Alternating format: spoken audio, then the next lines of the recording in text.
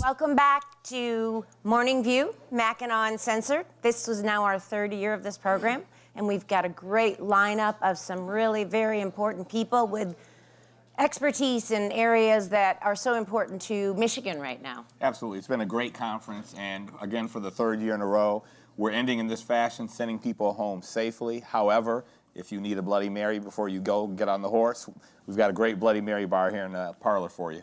Yeah. So Dennis and I were just talking, it's funny that our first session we're going to kick off with is sort of how we ended last year. These damn roads. Fix the damn roads. So we're going to talk about a lot of different issues, but our first panel, very, very knowledgeable on this topic. How are we going to fix the damn roads? I'm anxious to hear. Good morning. Lindsay, turn it over to you. Morning. Thank you. Hi, I'm Lindsay Van Hully. I'm a Capital reporter for Bridge Magazine in Lansing, and I am joined today by Paul Ajiba, the director of the Michigan Department of Transportation. Good morning. And Regine Bobuff, Vice President and Senior Program Manager for HNTB Michigan, Inc. Good morning. Good morning. So I guess just to start, let's start by sort of framing this issue, because everyone knows, roads are bad.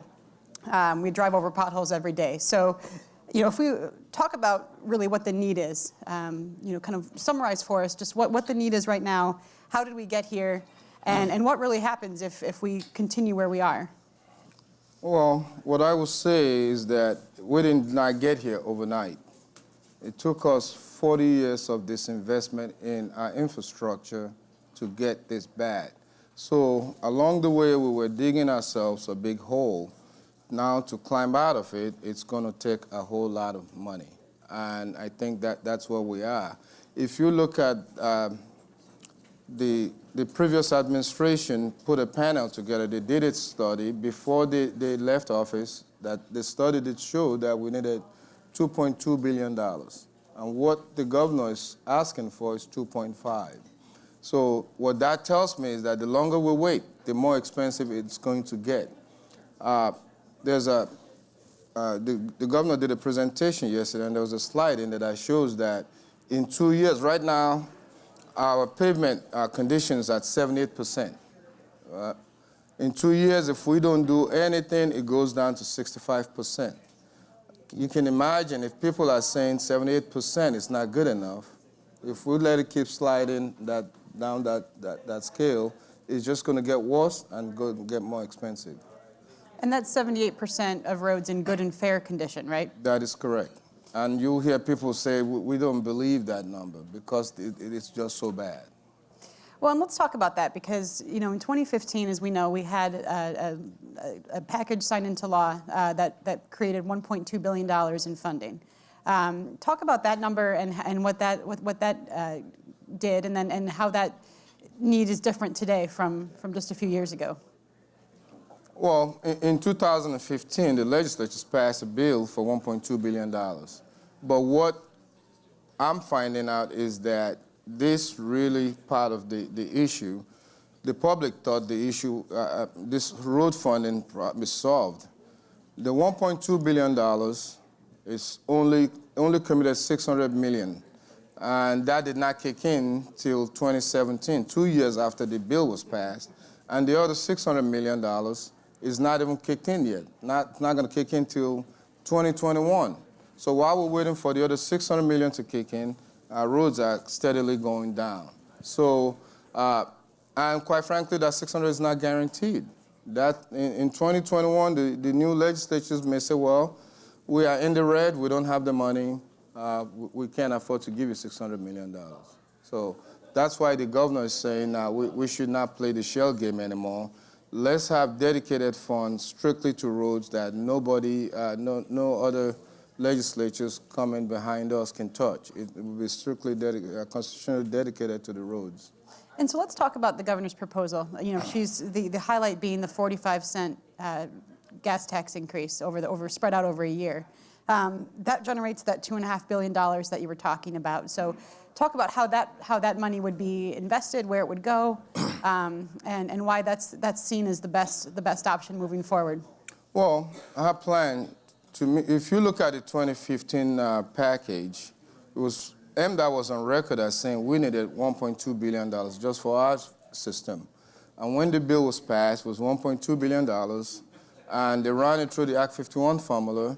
MDOT only got 39% of that. So what the governor is saying is that let's not put this package through the Act 51 formula. Let's use this money concentrated on the most heavily traveled roadways with economic impact so that we can start seeing some results. Regine, what do you think about the governor's proposal? You know, what do you think about what it would do and that idea of putting funding where the most heavy traffic is? Well, I believe it's a very sensible plan because really those are the roads that take the most pounding and that deteriorate the quickest. And so they also serve economic centers of development. And so that is a sensible thing to do. And I know that others have spoken about other means to raise money for transportation to fix our roads, but actually, as she demonstrated yesterday, first of all, having the 45 cents gas tax gives us a dedicated pot of money to fix our roads that constitutionally we cannot move away from.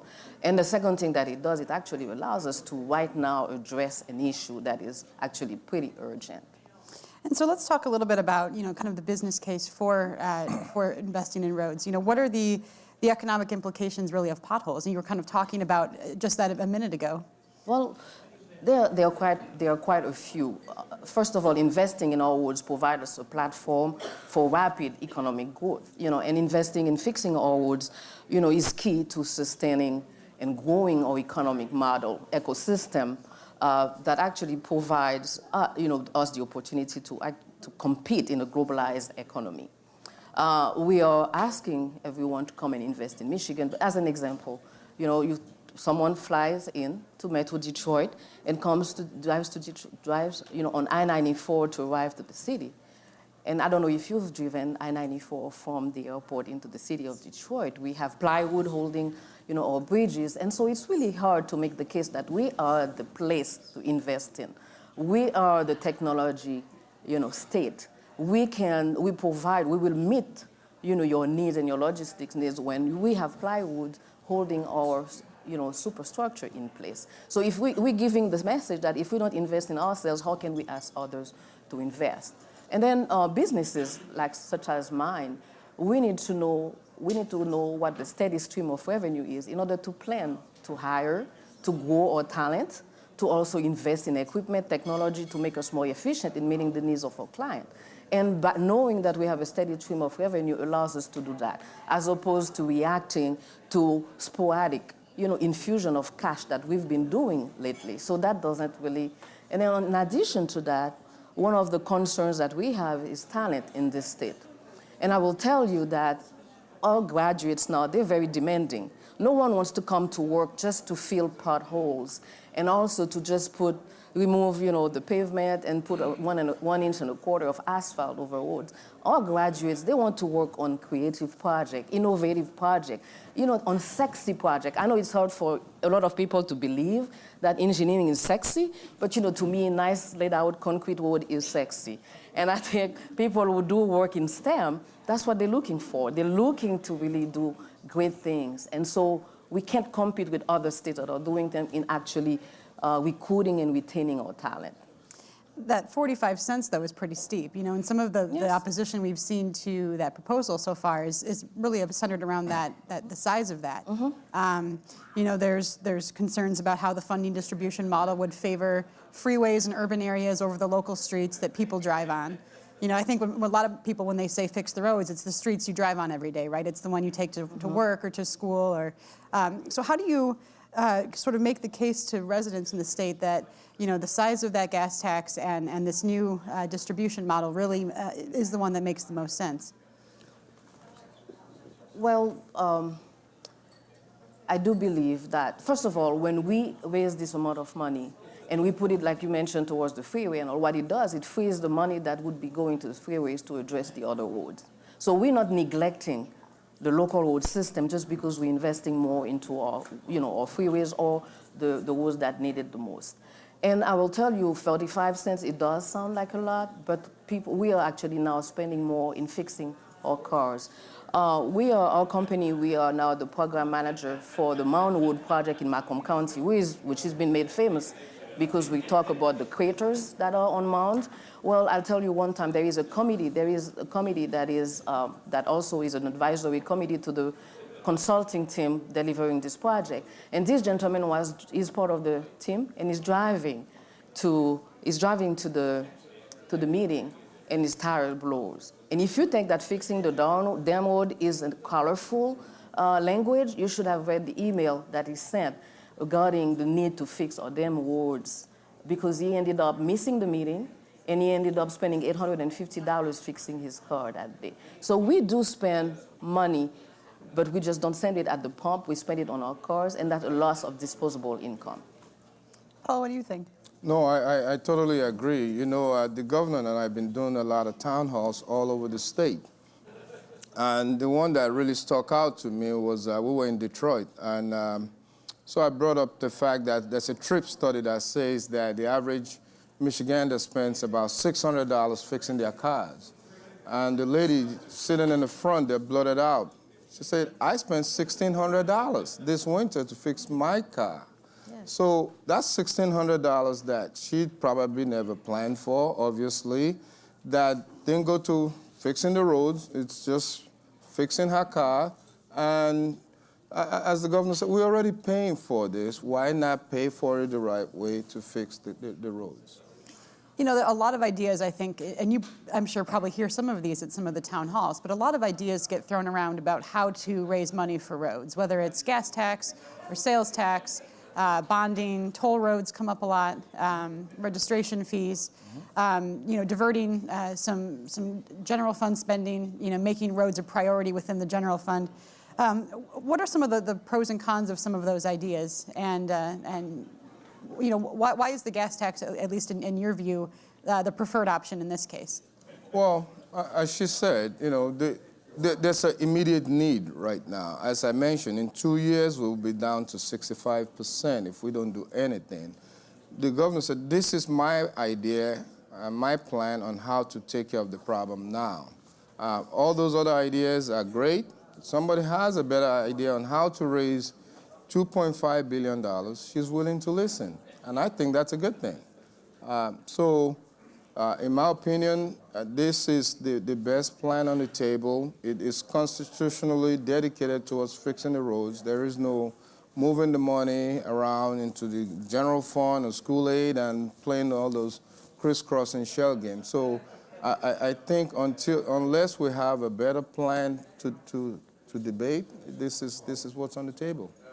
Regine, what about you, as far as looking at gas tax compared to things like bonds or Well, bonds is really a financing issue, not a revenue necessarily. Well, it's a short-term revenue, but it's really, you have to pay for it eventually anyways, and with interest. But, you know, I looked at all of those, and the gas tax is something that we can do. We do it now.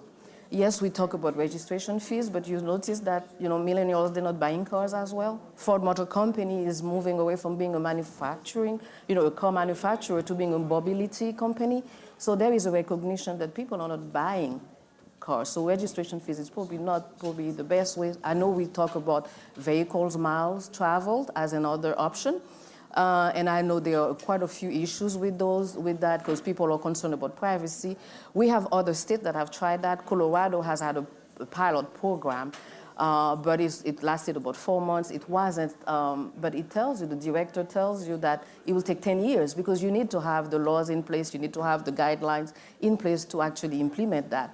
I know Oregon has started a program like this. It's called Orego.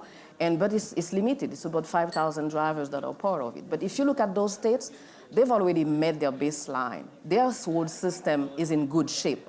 So now they have the time to think, you know, and also the ability to sit and say, okay, what other tools are there to help us improve on what we already have? And I think what MDOT and the governor, what they're saying is, give us the tools to really, we can be innovative. We are. As a matter of fact, the director has proven that he can be innovative in the US 23 flex route. It can be efficient, but we have to give them the tools to be able to do that.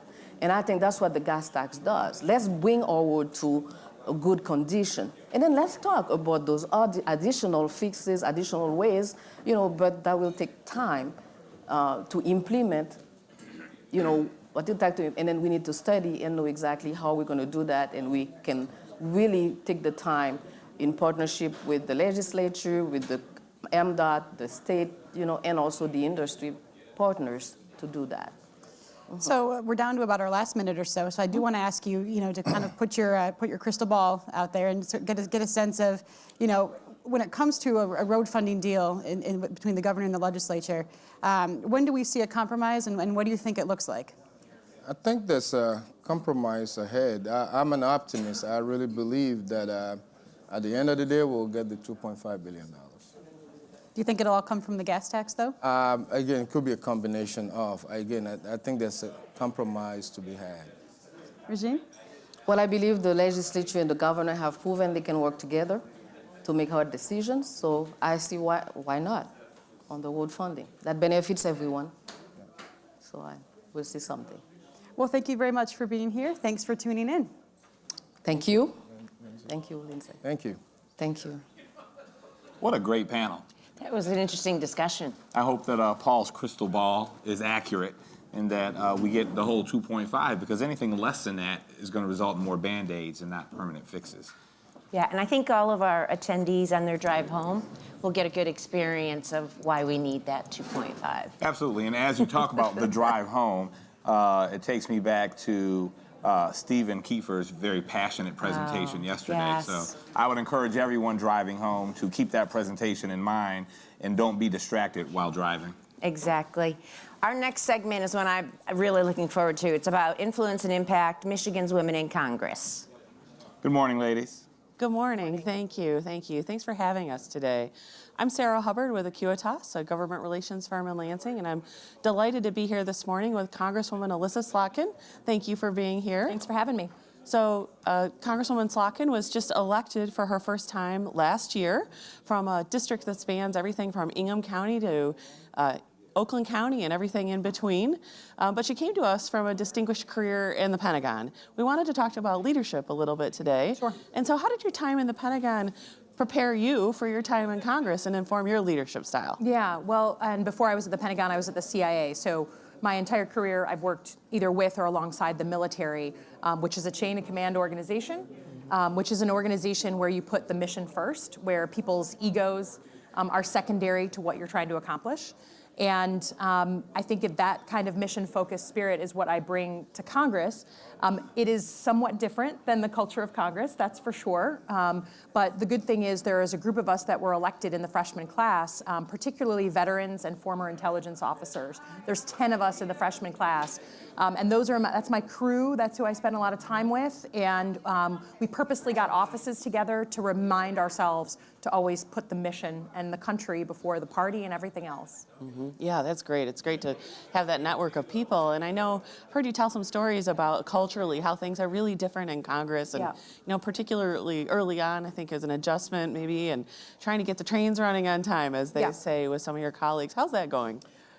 Well, it's improving, I would say, and I think this is the power of having 101 freshmen out of 435 members, right? 101 Democrats and Republicans all coming at this new. We walked in for orientation the week after we all won in November, and every single meeting started 30 to 40 minutes late. And anyone who's been in any organization, any business knows you cannot run an efficient organization if every single meeting is 30 to 40 minutes late. So the freshmen got pretty involved in basically demanding, particularly on the Democratic side, that things run more efficiently. We actually engaged our leaders about this. We had an election in the Democratic caucus, and the freshmen swung the election based on the candidate who said that he'd run a tight ship. And the next day after he was elected, his name is Hakeem Jeffries, our first meeting that he hosted was 30 minutes late. And we sent a delegation and said, hey, you said you were going to start things on time. And to his credit and to the credit of the leadership, they have really tightened up the schedule, which is, we're on the people's time, right? It's the people's dime. So it's definitely has improved.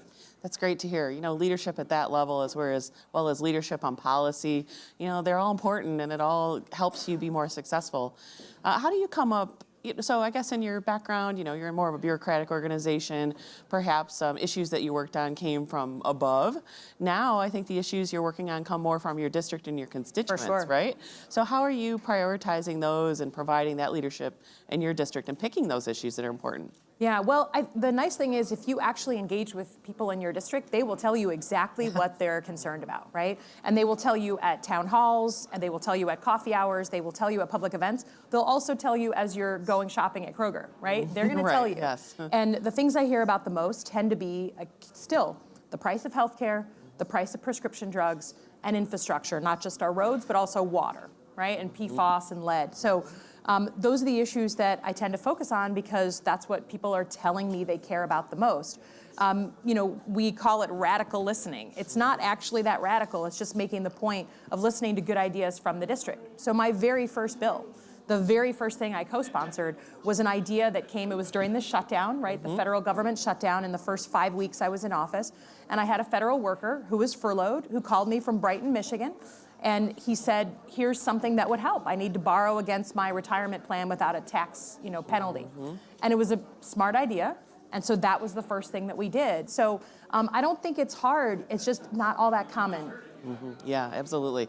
Well, and on the other hand, you have this great experience in this, military-style, defense-oriented industry. You have a great committee appointment related to Homeland Security. How can you bring that experience to your policy portfolio and bring more home to Michigan? Yeah, well, the great thing is I'm on the Armed Services Committee and the Homeland Security Committee. So in line with my background, sort of hard security. And Michigan, we don't, I know right now there's lots and lots of focus on the southern border, but we don't always get the credit we deserve on what we do here to protect the country at the northern border. So between myself and we have lots of members on great committees right now. So the Michigan delegation is poised in this really exciting way to really kind of take defense issues and Homeland Security issues to the next level here in Michigan. We've got 3 of us on the House Armed Services Committee. Gary Peters is on Armed Services and Homeland Security. We've got 2 appropriators.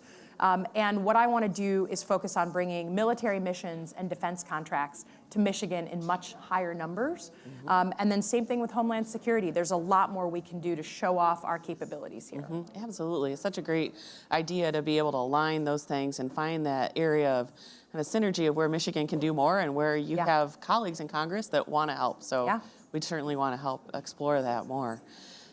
So, I've been really impressed with your constituent services, particularly as far as your social media presence, your newsletters to constituents, and the way you've been able to kind of explore what it's really like behind the scenes in Congress as you've been learning this new job. How did you come up with some of those ideas, and where's that, how's that resonating with your constituents? Well, I think this is part of just never having run for office in any way, never being a politician. All of this is new to me too. So I just brought in the district, the state, to see what it's like. How do you get your office? It's a big old lottery. How do you do that? What does it mean to have a pin, right? What does this get you on the floor? What does it do and not do? Little things like finding my way through the underground tunnels on the Hill. It was what I was experiencing, so we just brought the district along with it, and people gave really positive feedback saying, I never knew what it was really like underneath, when you lift the curtain. So we just kept doing it, and I think people deserve to know what's happening. We've made our schedule public, so every single week we put out exactly what we've done so that my constituents know how I am spending my time. Yeah, it's great. So have there been any, besides meeting starting late, any other big surprises you encountered in your first 6 months or so on the job here in Congress? I mean, I think that it's a very entrepreneurial place, right? It's basically like 435 entrepreneurs. And everyone's representing their district. And we have very different districts, right? There are very different voices, even here in Michigan. And I think what I've been learning about is how do you make it as an entrepreneur after you've been someone in a very strict chain of command organization, right? There's no one telling you, do this today and do this tomorrow. It's all, you deciding how to spend your time. That's a huge opportunity. But then you also realize why there's some people who have been in Congress for 30 years and have kind of an easy time of it, an easy schedule, because they're choosing to kind of just float along. And I think the nice thing about this class is that we were elected with a mandate and a fire under us to do something, to get something done. And that's pretty different culturally from some folks who may have been there for a very long time. Well, and you're in a situation where that getting something done is going to require bipartisan cooperation. Absolutely. It's going to require a lot of coalition building, and it's going to require more than just your colleagues from Michigan. Yes. Are there particular areas around the country or people that you've really connected with that you think, oh, we could work together, you know, building those coalitions on some of your priority issues? Yeah. Well, the nice thing is I was elected with a mandate to work across the aisle, right? The 8th district is a district that's very politically diverse, so I don't have to question what my constituents want and expect of me. They expect me to be working across the aisle. And my Republican colleagues in the Michigan delegation have been fantastic, right? They really, I sat down with each of them. We had in-calls.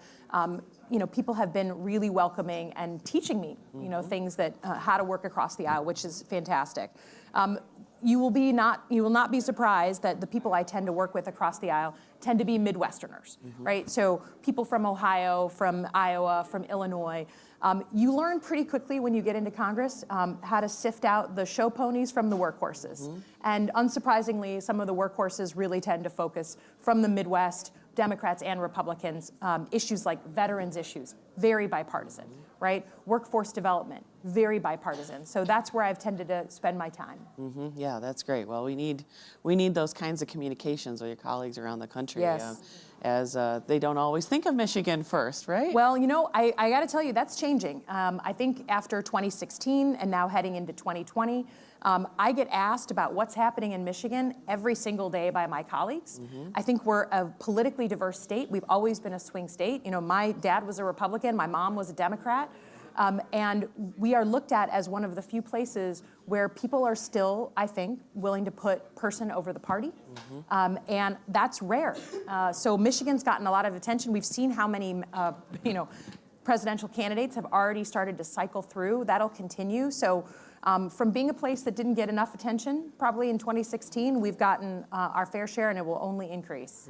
Absolutely. Well, you know, our positioning here with the Great Lakes is one of our greatest natural resources, Yes. our proximity to Canada, your interest in homeland security. Feels like we have like so much opportunity there as well. You know, have you been able to really get out there and explore, you know, say, outside of the district, for instance? Sure. I mean, we've talked a little bit about Selfridge, but are there places around the state that you found like, wow, I could really do more here, or just kind of... Sure. So a couple of things. I mean, first of all, with the Homeland Security Committee, you know, I've gotten briefs on the Gordie Howe Bridge and how that's going to work. I'm talking with the FBI folks, the Homeland Security folks, the ATF folks, our border folks. So that stuff is outside technically of our district, but obviously fundamental to our state. Up here at Mackinac, having great conversations about the Sioux and going through the Sioux, and I've actually agreed tentatively to go on a freighter through the Sioux, which I could not be more excited Great. about. Obviously, the Michigan delegation has agreed to take our congressional delegation down and look at sort of the situation on Asian carp, all outside the district. I think all of it fits into a category, though, that I am interested in developing in my time in office, which is starting to think about environmental security the way we think about homeland security.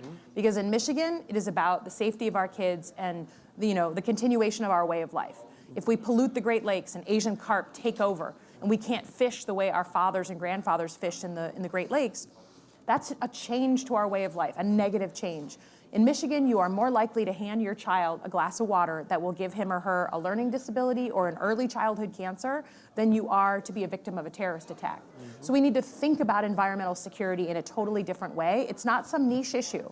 In Michigan, it's the most bipartisan issue we have, and we need to start being muscular about how we talk about it and think about it. Yeah.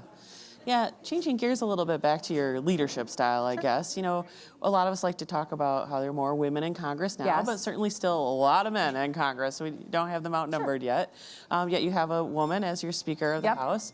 So how, so you're still new to this, but do you have observations on how that might be impacting things? I know you don't have a lot to compare it to because this is your first term, but on the other hand, as a woman and a leader, how is that going, I guess, and how can you change things? Again, it's colored by my experience of being a CIA officer, doing 3 tours in Iraq, and then being a senior official at the Pentagon. There are not a ton of women in all of those fields. So it's not something that's totally different. We are the class with the largest number of women. But let's just remember, we're still 22% of Congress. Right. So we still have a ways to go. Yes. And we are also the youngest class in history. We have the most school-aged children.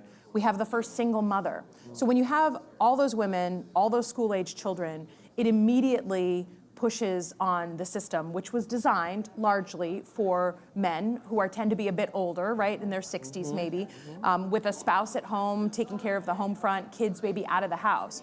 So you can see all these working moms like, stick to a schedule, tell me when we're done voting, I need to get home, I need to get to the soccer game. That's good pressure, right? That's good working mom and working dad pressure. I think also it just creates a different sense of how we use social media. I mean, look, this class is different than even 4 years ago in terms of how we're exposing the public to what happens in Congress. I have 9-year-olds coming up to me at the movies who recognize me and who want to get a selfie with me because they've seen my commercials or they've seen me on TV. I don't remember being a 9-year-old in Michigan and knowing who my representative was. So that's, I think, a good thing. It's created a sense of transparency that I think is fundamentally different. Yeah, that's great. Well, we're certainly looking forward to more of that, and we have many women at the state level in leadership roles now as well, with Governor Whitmer, Attorney General Nessel, Secretary of State Benson, and others. And have you had opportunities to collaborate at the state level yet and find opportunities to kind of bridge that gap between our state and federal government? Yeah, so it's fantastic. I really do think Michigan is we should be extremely optimistic between what we have going on in the state, what we have going on in our congressional and Senate delegations. We work together all the time. So for instance, on the issue of bringing more military missions and defense contracts in. So you can't do that without the state, right? Gretchen, or Governor Whitmer and Lieutenant Governor Garland Gilchrist, are extremely pivotal to that. And one of the things where we can work together is, for instance, I have contacts at the Pentagon and I say, how do I bring active duty missions back to Michigan, right? You're the head of the Air Force, tell me how I do that.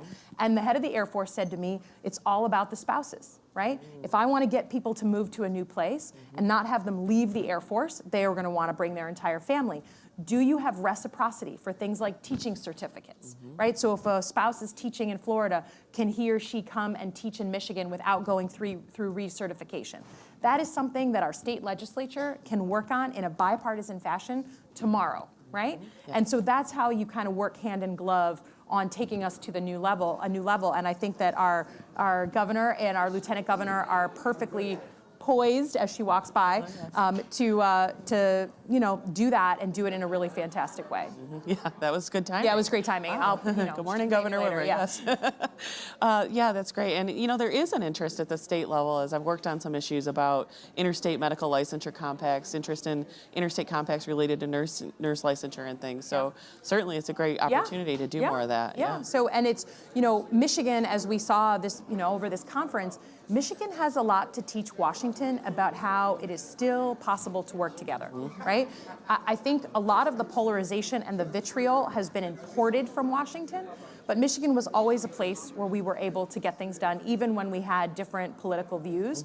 And I don't want to lose that. And I think that we need wins. We need to hit singles and make sure that we can still demonstrate to the public that Republicans and Democrats can and will work together, even if Washington can't seem to do it. Yeah, I've been working in and around politics for a long time, and some of the biggest wins I've seen as far as helping solve intractable issues has been under bipartisan government. That's the way that we have passed some of the most groundbreaking legislation of our country's history is on a bipartisan basis. There is no such thing as a one-country party, or one-party country, and we shouldn't be aiming for that. It doesn't make sense. We need two healthy parties with empathy, who have different views on the role of government. That is the history of our country, and that is a good, healthy tension. So if you could look in your crystal ball and think about where you want to be in, say, 10 years, are you thinking, I'll talk a little bit more so you can think about that. Well, let's say you're still in Congress, maybe we can narrow it to that. What kinds of things would you hope to achieve in 10 years, whether it's politically or process-wise or leadership or policies you're thinking about? I mean, are there specific things you're building strategies really for the long term on? Yeah, well, I think two things, two different pieces. One here at home with constituent services and with engaging with the public. I would love to be able to say, hopefully not in a decade, maybe in 5 years, that Congresswoman Slotkin really changed the way I think about how to interact with my representative. I never thought about it before, but now I actually access the services that my congressional representative is offering on things like veterans benefits, Social Security, tax benefits, and she's out there and present in a way that I hadn't ever really experienced. So that's on the constituent services side.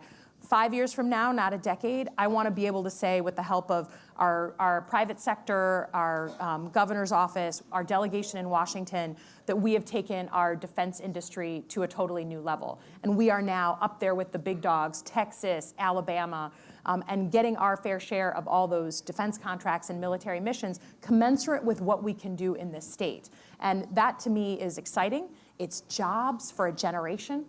It's showing off what we can do. And I think that that's a super exciting thing to work on.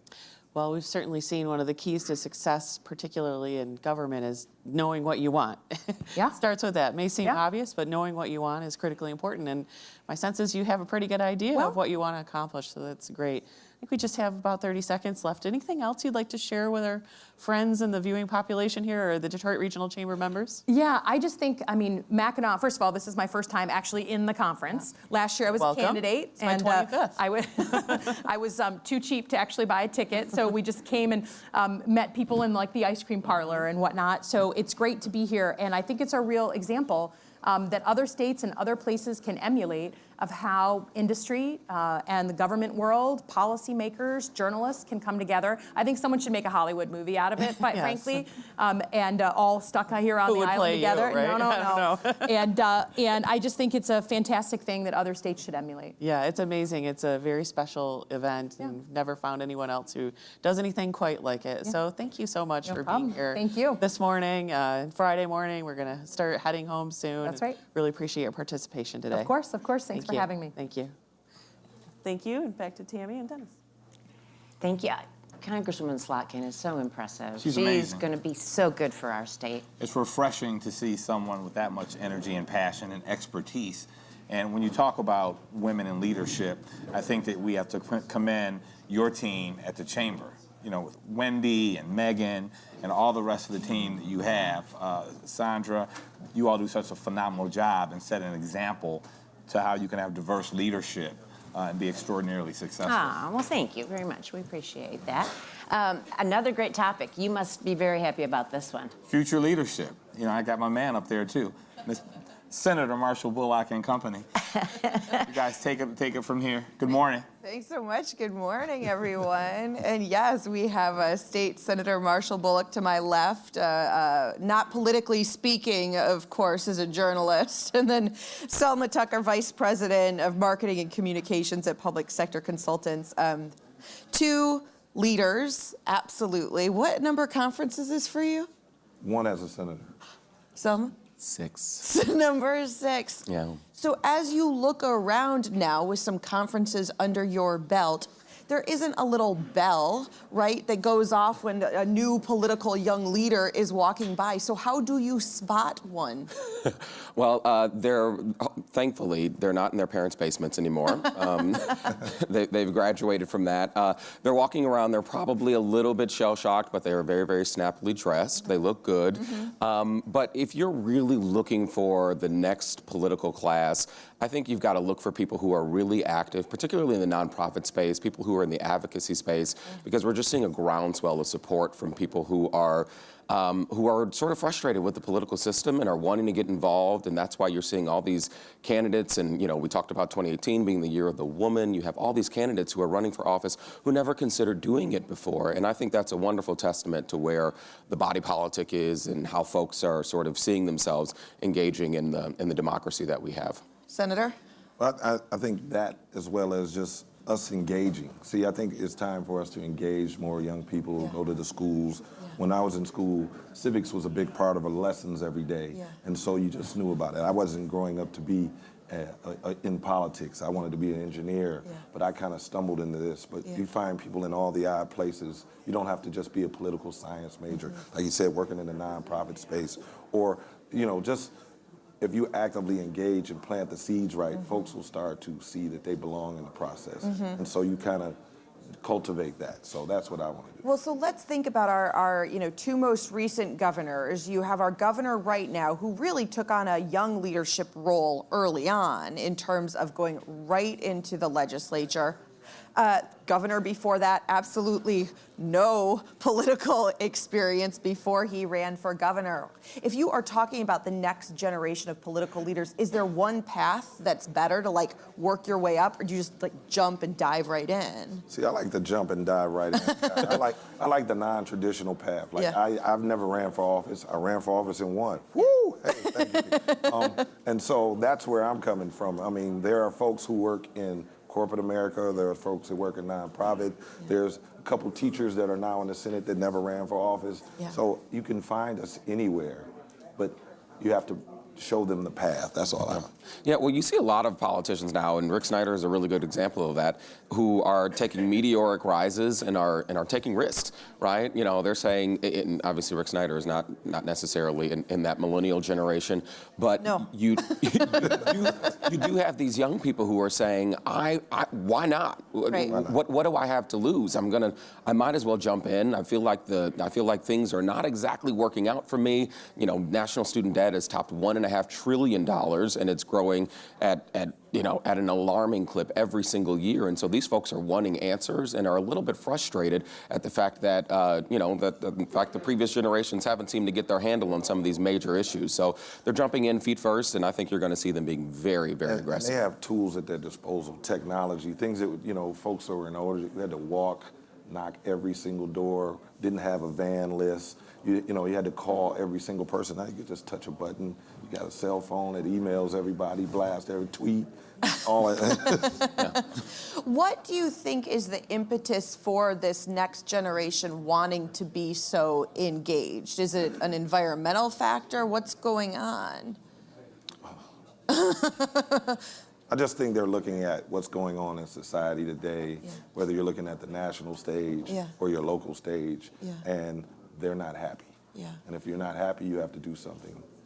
Well, and they want to see their values reflected in the leadership of their local government, in their state, at federal office. I mean, you just heard from Alyssa Slotkin in this previous session, and she's someone who is an unorthodox candidate with a distinguished military background, and she said, I'm going to jump into this thing, and I'm going to go up against a political juggernaut, and I might get bounced around, and it may not work out. It worked out for her. It was quite the upset. I might get bounced around, and it may not work, but she took the risk. She took the risk, and she said, I'm going to do it, and guess what? She upset that apple cart, and other people see that trailblazing happening, and they're coming out in really, really high rates. So they're wanting to see themselves, they're wanting to see solutions and issues that are being talked about that are not being talked about by perhaps a political class that is focused on other things. Yeah, I think that they're seeing more and more non-traditional folks in office. Folks are taking a chance. I mean, we brought up Rick Snyder, but there's a younger generation who's also doing the same thing, who's never held office, who just jumped in and won or put up a pretty good campaign, and so they're like, hey, we can do this. And so what are the barriers then right now, whether it's institutional barriers that are standing in the way of someone who is ready to jump in? Well, where are they? So like, how do I know who you are? So you have to be engaging, and we also have to go and engage people, find people, because people notice things in you that you may not see in yourself. I'll use myself as an example. Please. I had no idea I was running for office. You didn't? No, I didn't. But I worked on a campaign that I believed in, and someone saw something in me and brought me into that organization, and I worked in municipal government. And then I just evolved myself and was like, hey, this time to do this. Yeah. Well, Senator Bullock, what he didn't say is that he was inspired, but he also had the hustle, right? He said, I'm going to do it, and I'm going to work my tail off to make sure that I can get there. And even if I fall short, I'm going to do it again, and I'm going to do it again. That's why you have so many people. I'll give a shout out to the Michigan Political Leaders Program. You've got these folks who are saying, I'm going to go into this, I'm going to learn, I'm going to get as trained up as I possibly can. And you're seeing I I believe, pretty crushing demand from that program in particular and leadership programs across the state. I know I was with one in my alma mater, Grand Valley State University, and you have these folks who are going into these programs wanting to get skills, wanting to get these chops so that they can apply them right away. Yes. Future Leaders, Leadership Detroit, all of those MPL, all of those groups are the ones that folks who want to get in, but then there are folks on the peripheral who don't know about those programs, and where do they get noticed? They get noticed at work, they get noticed by another friend, they get joined by a campaign, so they have to want to get in, and we have to pull them in. So whose job is it then, right, to find those people? I mean, you are now in state government. Is it on you to be a mentor? Well, yes, sort of. I think so. So, like, again, going back to what he said, I had the hustle, but working on the campaign, I also hustled for that campaign that I believed in, and someone on the team who had that was seasoned said, I like that guy. And so they pulled me in and was like, you should start thinking about other things in this that I hadn't even thought about. So. Well, I think mentorship is incredibly important, and I also think that young people who might be considering this need to, and as a young person, still a millennial, and not even at the tail end of millennial, I couldn't believe this. I'm like in the middle. I'm not a millennial. Who are asking themselves, how do I get involved? And they are finding their own path. I think that the paths that they take are trailblazing. We're going to see these people coming from out of the woodwork, from whether they're working on their school board, whether they're working for environmental issues, whether they're working in something that is getting them motivated, and they may have found something on Facebook or Twitter. And the fact of the matter is, these platforms are so sophisticated now. What they're doing is that they are being, and we are all operating in our bubbles, but they are being inspired by the information that they see, good or bad, and they are really, really, in a lot of cases, upset, and they're fed up, and they're saying, we're going to jump in whether you like it or not, and we're going to take this thing over by storm. And generally, it's just one issue that pisses them off, and they're like, I'm going to do something about that. And then they go into research mode. I mean, they can own a restaurant or be a cook. They're like, I'm going to find out what this problem is. I mean, auto insurance was like that for me a little bit. I had to figure it out. So, you know. Well, and that's what's so interesting, right, in the legislature right now, how there are teachers, there are scientists, right, and folks that are coming from just different backgrounds and not necessarily, well, I majored in poli-sci, therefore I'm going to go be a future political leader. Yeah, I think we got to look outside that bubble. But I mean, that's good that you know political science and things like that. But I think everyone is capable of doing this if they put the work in.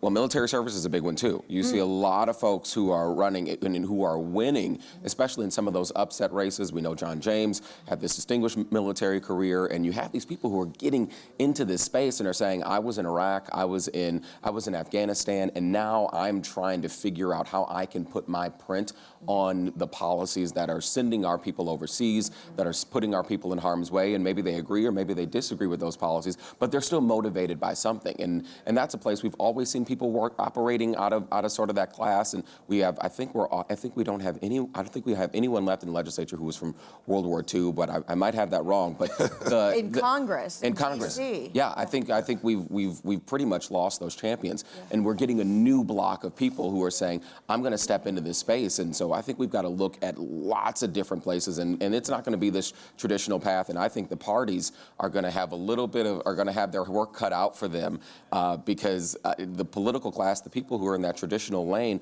are not getting the traction, are generally not getting the interest. I mean, you look at Barack Obama and his meteoric rise, and you look at Hillary Clinton and that energy was not there. So Donald Trump, we all know that story. Yeah, they're looking for the new champion. So it's non-traditional paths. I didn't work I wasn't a staffer and then went on to work in someone else's staff and then became their chief of staff and then ran for office. You know, it was like I worked on a food truck and now I think I'm gonna, go back to school and be, I got a social work degree and I'm gonna be the next city council person. And folks are taking that chance. And more young people are running for major offices out of college. And I like that. Do you think that there is something that is better for the state, whether it is a political leader who starts out from a food truck or one that starts as a staffer? I mean, there's got to be pros and cons, right? Somewhere along the way, after having conversations with everyone, people recognize whether you get it or don't. And so if you get it, or if you got the heart and the desire and the hustle to learn all the information on both sides of the issue, people will tend to gravitate towards you. And some people just got that energy, or people just come to them. Well, we live in a representative democracy, and the point of that is that we are supposed to have people who are representing our interests, and that means that those interests are as diverse as this country. And diversity doesn't mean, you know, a seven-figure bank account and an age that is well over the median age in the country. I'd like to have that. Well, working in public service, you might not get there, but when you leave, I mean, the numbers aren't so bad. But it really is. I think that so your question is, is there a good makeup? I think that the makeup needs to be representative, and that because it wasn't representative and because it was so imbalanced, that is partly why you're seeing this groundswell that is coming up and saying, I want a more focused, I want a more perhaps aggressive stance, and it's coming sort of out of that red hot anger, and that just is not where we've seen a lot of our politicians before. They've in a lot of cases they've been groomed. We do see those meteoric rises, but these folks are coming in from really I don't want to say odd places, but untraditional places, and that is because you're going to see a much more diverse field, not just in terms of race, but also in terms of gender and perspective and places where they're coming from in the economy and their economic perspective. And I think, service was part of my DNA, but I think what really changed for me is when I became a parent. And so then I started thinking about where my kids are going to go to school, and then I was like, school suck. How do I help? Where do I need to go? How do we make this better? And those things evolved in my thought process. And so I think we can start earlier. So in the final couple of minutes that we have, the question for me and Selma, you already brought up millennial. It seems like sometimes it has become kind of a dirty word, right? And so hey, I'm one too. But for a political leader, right, who right now is listening and going like, I'm in, I want to jump in, I want to do this, do they need to identify as a millennial? Like, is that a helpful way to run, or is it just so diluted at this point to use that word? Oh gosh, I'll answer the question as a millennial. I won't answer from a 30,000-foot perspective. Yeah. If I want to vote for someone, I want you to be, and this is universal, whether you are a millennial or you are a baby boomer, you want to vote for someone who has an agenda. You want to vote for someone who has a focused mission, and that's regardless of your age. And I think the millennial is going to come out in your positions, and the millennial needs to come out in your style. The millennial needs to come out in the way that you approach governing. I don't think you have to go around ringing the bell, I'm a millennial. Guess what? Everybody knows that. And I would rather hear you talk about the issues in a way that is going to engage not just me, but a broad swath of the electorate. 30 seconds. Well, I think every generation who was labeled by the generation prior to them, if you didn't work to their standard. Right. And so I don't think it's a dirty word. I just think folks don't see them working at the same standard because of technology. And so, but like he said, a lot of those folks have gone on. And so now I just think you just got to work hard, and people will recognize if you're working hard and you're dedicated to something. And so it doesn't matter what your age group is. Amen. Okay, gentlemen, thank you so much. I appreciate it. And future political leaders, talk to these two. Find these two guys. Thanks, everyone. Well, that was pretty interesting to hear. I think I look around this conference more and more, and I see the electeds that are here and the younger age, and they are very, very aggressive. We do have good hope for the future. I think it's refreshing, and I think when we talk about millennials and how they may work differently, I've got an office full of them, and there is, I think, a generationally different approach. But these are some of the hardest working folks that I've come across. They just work differently, but they grind it out. And they care.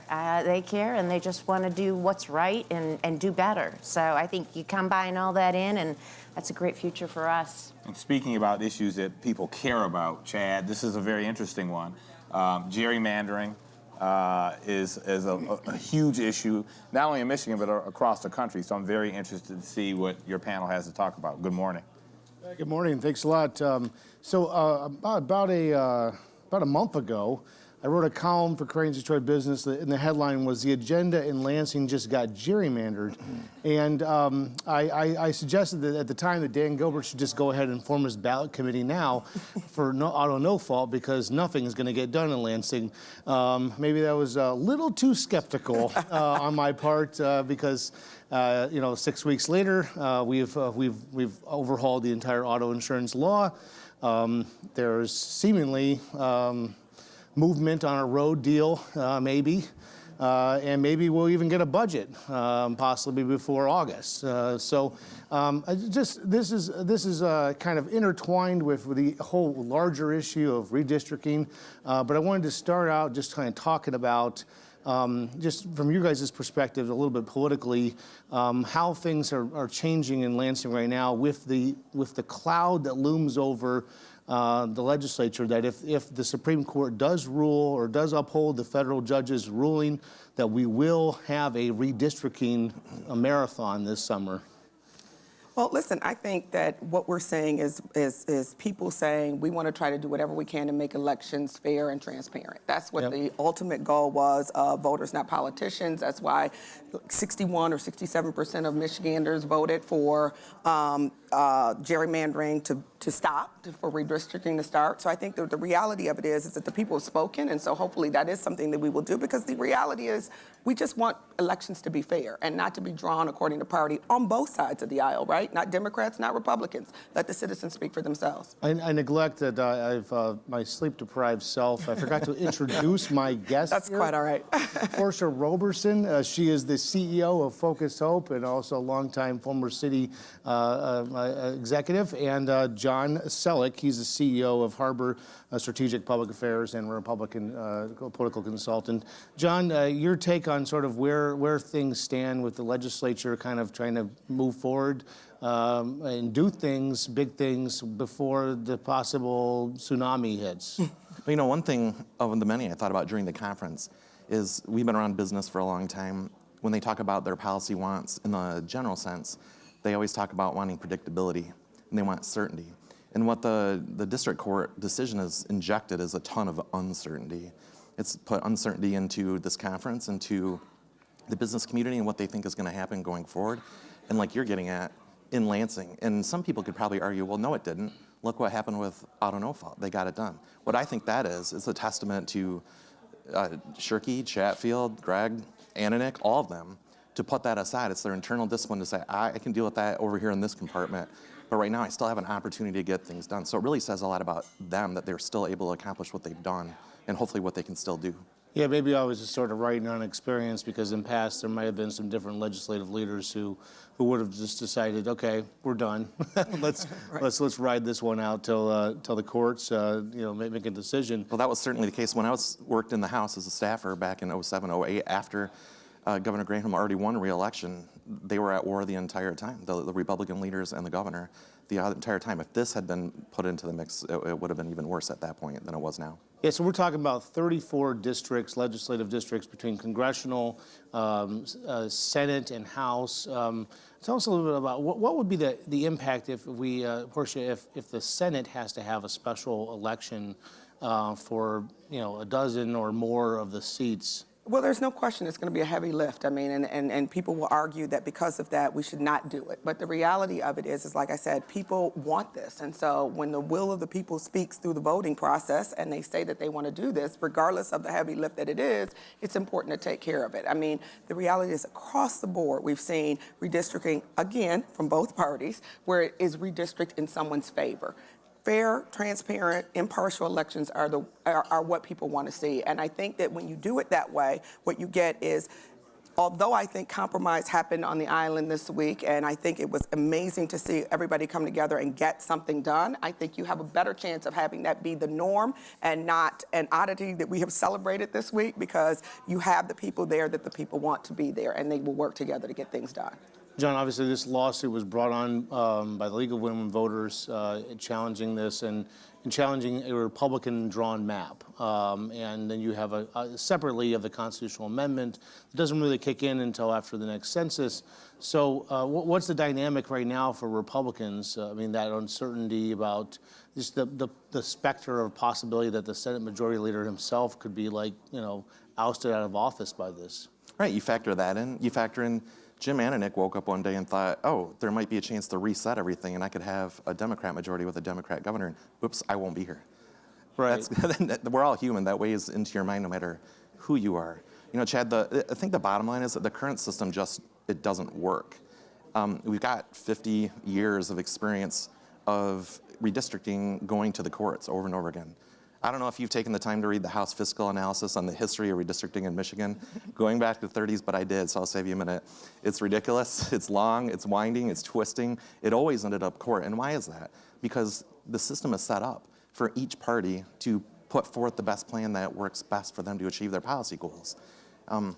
So I'm left looking at the whole thinking of that old saying, don't hate the players, hate the game. Right. You know? Yeah. Well, John, how confident are you that that this redistricting commission will be nonpartisan and above reproach? Well, we'd be naive if we thought that any part of this process, the old system, the new system, is going to be nonpartisan. I won't say it's a joke, but there's too much influence and too much power and too much need to try to impact what's going to happen for that to be the case. My friends over at Martin Waymeyer, like Elizabeth Batiste and Dave Waymeyer and Roger Martin, they did a great job. They ran a great campaign. They believe, everybody over there believes in the system they put in, but you're a mechanical guy. I think of like a system they'll talk about in mechanics where it's a sealed system. So if a gear breaks inside or the oil goes bad, you can't crack it open and fix it. And that's what Proposal 2 does. I mean, it even shuts the courts out of potentially being able to step in and solve a crisis in the situation. That plan also, in the end, allows the partisan elected Secretary of State to do the final selections of who's on the board, even though they went to a lot of steps to try to make it random and nonpartisan. So every system, I guess maybe is the bottom line, is going to have partisan influence and it's going to have differences. But like I said earlier, we've got 50 years or so with the current system. It wasn't working. Everyone's going to adjust to the new rules, and we'll get going. We'll see how that goes. Portia, in Detroit, there's some pretty funny lines drawn. Yeah, I mean, I think it's the 4th Senate district. It somehow connects Wyandotte and 8 Mile. And it's pretty creative, and obviously the 14th congressional district, I call that the snake. That connects Pontiac and Southwest Detroit. That was quite a feat. I recently moved about a year ago, 3 blocks from where I'd lived previously, changed congressional districts. I consider myself a little politically astute. Took me a while to figure out who was my congressperson. I kept thinking, wait, what district am I in? So, I mean, those are the kind of things that I think, people want to see change. I mean, the point of doing the redistricting the last time and the way it turned out for the congressional districts just doesn't make sense, to be completely honest. It just doesn't make sense. And now in Detroit, we're facing the idea or the possibility that one of them, we might lose one of them, right, altogether. And so then you're talking about one person representing all of Detroit and some other areas, some outlying areas that they pick up, and does that make sense at all? So, I mean, I think that, again, there are going to be some challenges in a new system, but we have seen that it hasn't worked in the past, and so change is always good. Well, and in the past, incumbents of both parties have been protected. I mean, certain members of Congress, some of whom have since retired, or in John Dingell's case, passed away. They got deals for themselves in the process. I mean, I mentioned the 4th district because a certain senator who left office under a cloud of criminal problems. He got a great little deal for himself that kind of kept a certain state rep who now is a member of Congress who's. Drawn the ire of the president, Rashid Tlaib. That kept that district entailed and easier for Virgil Smith to win. But so these deals go on both sides, don't they, John? Yeah, I think they do, and I think that's why I wouldn't envy playing the role of the folks who had to draw the maps for either side. Because the bottom line is, up until this time, if you're going to have knowledgeable people drawing the maps, there are people that have run elections, won elections. Yeah. They're in contact with their elected officials. And then when one of their elected officials calls or sends an email or a text or whatever and says, hey, what about this township? Or how about I'm thinking about moving over here? What are they going to say? They can say no, but they're going to feel that pressure to do something about it. So you talk about deals, but sometimes it's as simple as I don't want to upset Congressman X or Congressman Y. Yeah, well, we've seen some of those emails out of that lawsuit. They've been quite eye-opening experience. I think probably got some people reconsidering FOIA for the legislature after that. But looking forward, as you've been at this conference, you've both been at this conference many times before. What do you get? I mean, what was your sense of the political dynamic here, right? Because everyone was obviously taking their victory lap yesterday on the porch over auto insurance. But how is it different than any previous conferences? I guess I would say, listen, I think the governor set the tone, and I think both parties came to the table, compromised, seeing something actually happen. And again, I know it happened in Lansing, and there was a signing here on the island, but the reality of it is seeing it happen just is refreshing. I mean, Yeah. I think I was more excited that I did it. We're not going to be talking about auto insurance for the next 10 years, as we've been talking about it basically my entire adult life, right? Right. So to be able to put one issue, just one issue to bed for a while, so we can move on to other things, fixing the roads, the budget, all of those other things. And so I hope that this week was a catalyst for that kind of compromise going forward. What I do know is that people across this country are tired of gridlock and nothing happening from any elected official at every level. So Michigan, I think, this week showed that we can lead the way in compromise and not getting everything we want. Nobody gets everything they want. That's the definition of compromise, right? And I will say over and over again that, I don't care where you go, I don't care how rabid a party member you are, you still want things to get done by the people you've elected. And so we proved that we could do that this week. Yeah, absolutely. I mean, it happened right over here, right behind us. Yep. The bill signing took place. I think I made a reference to 07, 08, and there were a lot of good people in the legislature and the governor's office back then as well. I don't mean to rain on the parade, but it was a vastly different situation than what we saw here. They certainly weren't all standing together. We were up all night fighting it out over budgets and government shutdowns. I think the difference here, to some respect, is every one of the leaders right now, we're at a very fortunate time, are pragmatic. We're in one of the most partisan, divisive, crazy political atmospheres the country's seen in a long time. Yet every one of these people, what are the chances of that? Right. Mayor Duggan, Right. Governor, Senate Majority Leader Shirkey, Speaker Chatfield. I mean, Senator Shirkey stood up there and said, "I'm proud of my governor." Yesterday. I know, I heard that. That's the main right. thing. Yeah, Stuck he out says to me. this That is was my governor huge, over my and governor. over. And earlier today, we asked the governor what he thought or what she thinks of him saying, using the phrase "my governor," and her response to Rick Pluta was, "I'm not sure what to think of that yet." So it was.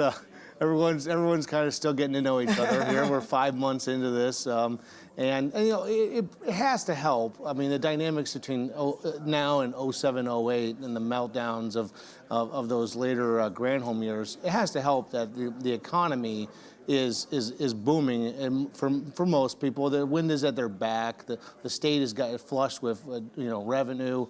They're not cutting $1 billion out of the state budget this Right. year. So doesn't that always kind of make things a little easier? Yeah, it probably does. I set you up to give a compliment to all those people. Okay. Right. Thanks for answering my circular question here. What else? What was there something? Oh, John, one thing, just a note for the audience here. You were the Republican strategist for Bill Schuette, so you were up against Gretchen Whitmer. You spent the last 2 years of your life trying to figure out how to defeat her, and that didn't work out. What has surprised you about Governor Gretchen Whitmer? My experience when I was in the legislature, when I was in the House, was that she was the first person to the mic to try to take us down. I was on the floor every day. I was lucky enough in my staff job to be on the floor and witness what was going on all the time. And she wasn't the only one, but she was the lead. She was the lead dog on doing those things. And so our caucus came to see her as the person that they were going to go to war with all the time. I think in that respect, a lot of reporters thought that's how she would probably carry herself as governor. Maybe that's the source of your question. Instead, what she's done has been very pragmatic from the get-go. And that's just a smart strategy. She's seen it work for Governor Snyder to some extent. She saw it work. Governor Engel worked for him. It's not a Republican thing. It's just a governing thing.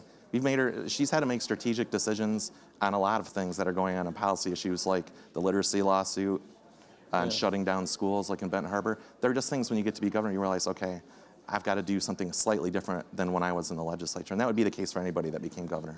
Portia, what has surprised you so far about Gretchen Whitmer as governor? Well, it doesn't surprise me because I think instead of saying that she was always the one who was first to the mic to take someone down, I think it was more about showing her ability to lead. And I haven't been as surprised as others may have been about that leadership and what she's shown. I do think that she has been pragmatic. I do think that she has shown a willingness to compromise.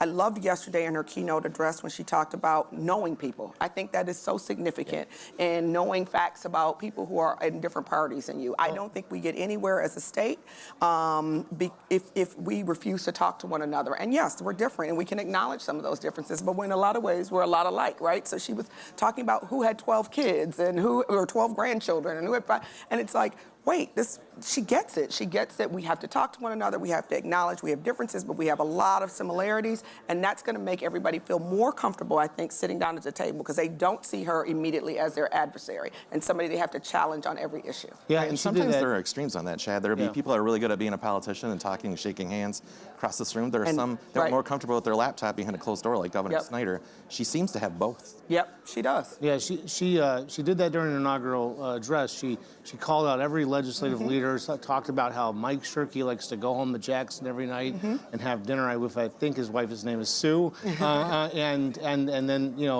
Lee Chatfield has got 4 or 5 children and quite an active life and such, and so having that kind of relationship with people. I mean. And Mike Shirkey is into that. I mean, when they passed the bill last Friday, and we had the little scrum in the Senate, someone asked, "How did you guys get this done?" And he said, "Well, it goes back to the definition of the originality of the word politics." People talking to each other, and we've been talking to each other, and we're building trust, and so that's different, and even it's different than even the last term. I mean, Rick Snyder didn't have these kind of relationships. It is, and I actually think that stuck out. It's interesting you bring that up. I kind of forgot about it. When a few people on Twitter and stuff heard the governor mention those lines in that speech, they weren't ready for it yet. Right. They didn't know what was coming. They're like, wait, what did she just say? What's that all about? Why is she talking about my spouse? Right. But it's talking about what matters to you. Right. And then you can relate to someone on a more personal level and such. And so that's... You're ultimately going to trust someone who you feel has taken the time to know a little bit about who you are and how you operate in life and who's your family member and what's important to you. You have a little bit more confidence in sitting down with them, and maybe even a little bit more confidence in giving up a little bit in terms of that compromise, because you realize that, like, listen, they know your children's names too, so they're not going to do things, or you're hoping at least you have some confidence that they're not going to do things that are going to hurt your family, because they've recognized that your family is just like her family. Yeah. Yeah, and she has that Brady Bunch family she likes to talk about too. So, in our final 2 minutes here, give me both your take on what happens for the rest of the year here. What's the rest of in politics? What's the rest of 2019 look like, John? Predictions for the future, John. And Portia's going to be wildly successful. My prediction was totally off. Right. About the agenda in Lansing being gerrymandered. What do you think is going to happen in the next 7 months? Predictions are fun. I think what we saw yesterday is that this governor trusts Mike Shirkey and Lee Chatfield. She didn't make them deliver a road solution at the same time that she signed off on what they wanted to do first, which was auto insurance.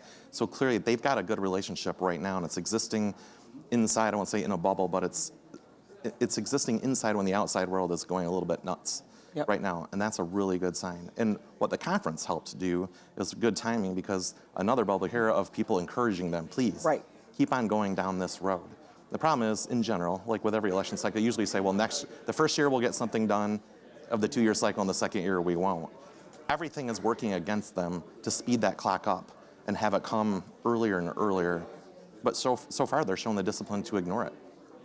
Yeah, I'm hoping that, this sense of compromise continues. I mean, again, I think, as John said, it's so great that we were up here, because I think the governor said, go and talk to somebody who's in the opposing party. When you're walking around today, when you're on the patio, make sure you say to somebody, hey, listen, I like that compromise on auto insurance. Let's keep that going. And I think, again, Michigan has the ability to be at the forefront of what people want to see across this country. And the divisiveness, listen, it makes for good cable TV ratings. It does not make for good governing. And people want to see good governance from the people they entrust. She said it yesterday, I think it was Stacey Abrams in her keynote said, we are proxies for the people that have elected us, and we speak for them. And what people are saying across this country is enough. We're tired of arguing. We're tired of nothing getting done. Get together, pull us together, and get things done. And Michigan did that this week. John Selleck, Portia Roberson, thank you for joining us on Mackinac Uncensored. Thank you. Thank you. What a fantastic discussion.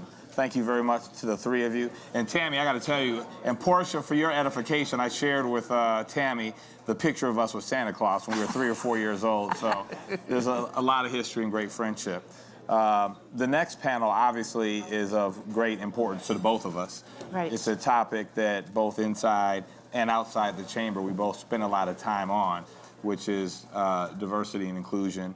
And, you know, again, I will quote my dear friend Tanya Allen, who talks about it being deliberate and intentional. Right. So I'm looking Right. forward to what the panel is going to discuss. And this is just so important, many people need to realize, to our economic future. Absolutely. It's about diversity, but it's also about our economy. It's a business imperative. It definitely is. So we're going to give it to you, Nancy Kafer.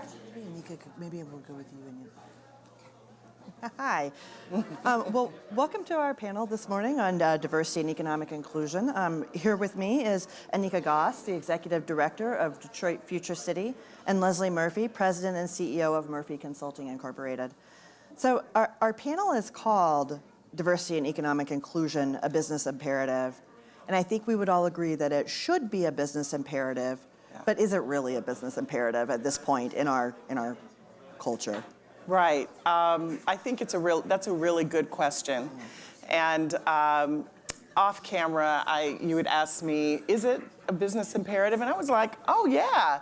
And you're like, no, maybe not. And I think you're right, Nancy, that we haven't gotten there yet.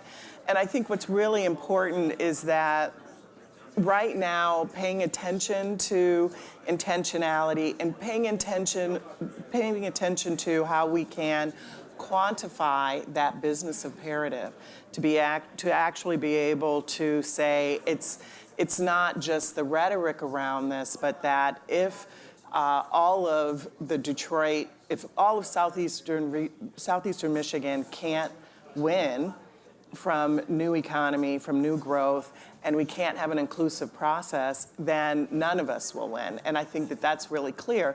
And that begins to actually address why we need to make sure that this is, in fact, a business imperative. Leslie? Yeah, so my perspective is a little different. I spend most of my time in a boardroom for large public companies, and I will tell you that we are taking it very seriously. The war for talent has completely changed the way organizations think. Between that and the huge transition that's going on in every business with the technological rise and so forth. And it's forcing everybody to come back and say, how can we be successful? We can only do that with our people.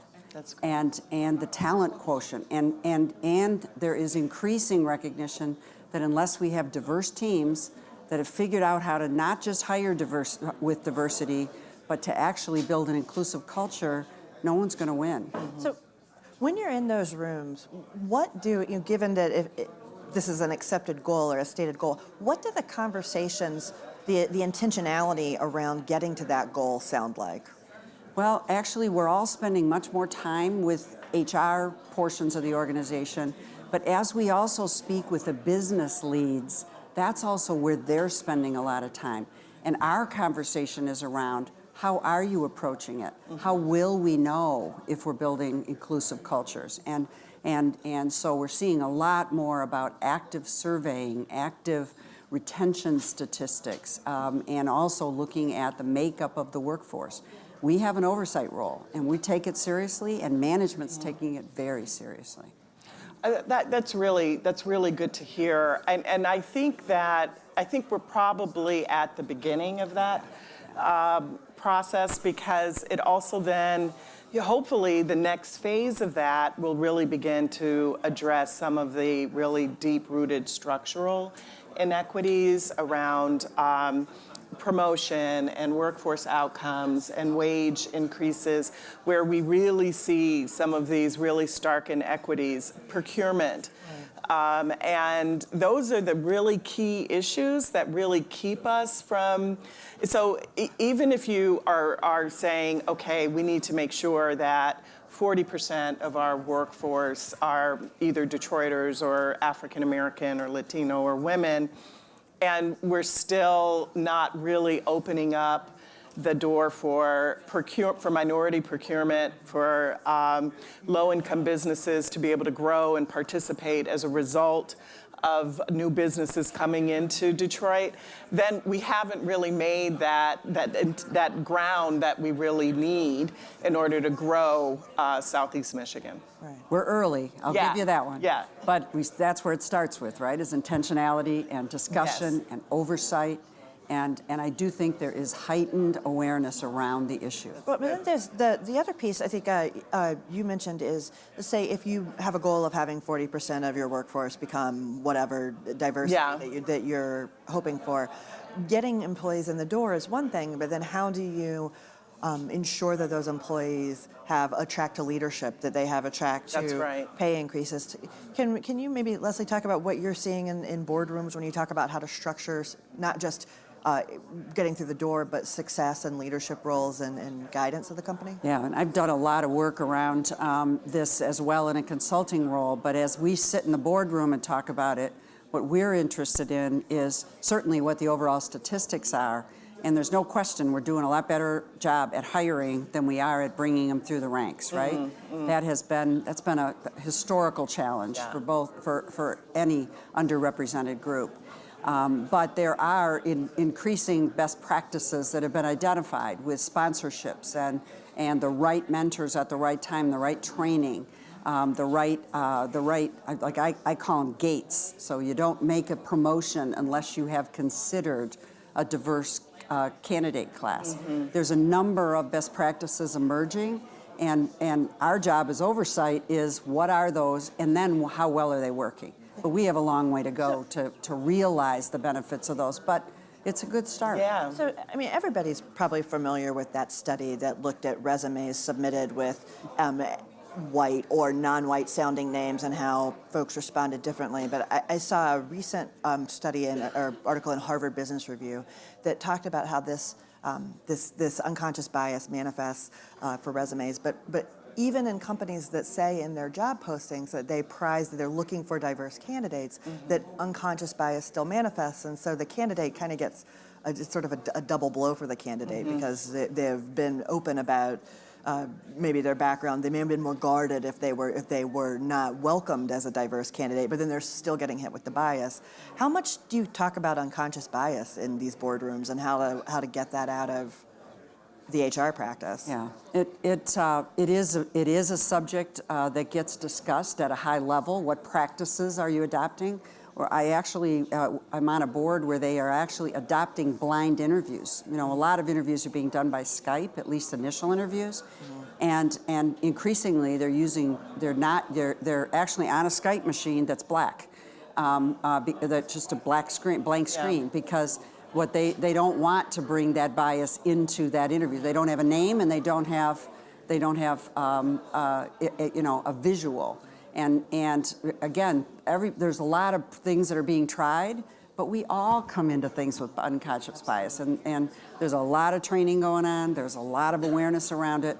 Won't tell you that we're there because I mean all you have to do is look at the highest corporate ranks, and we're not minorities and women are not equally represented. They just aren't. And I think when we've looked at the numbers as well, when you begin to, really look at who's being hired and where they're living, and then wage increases as well.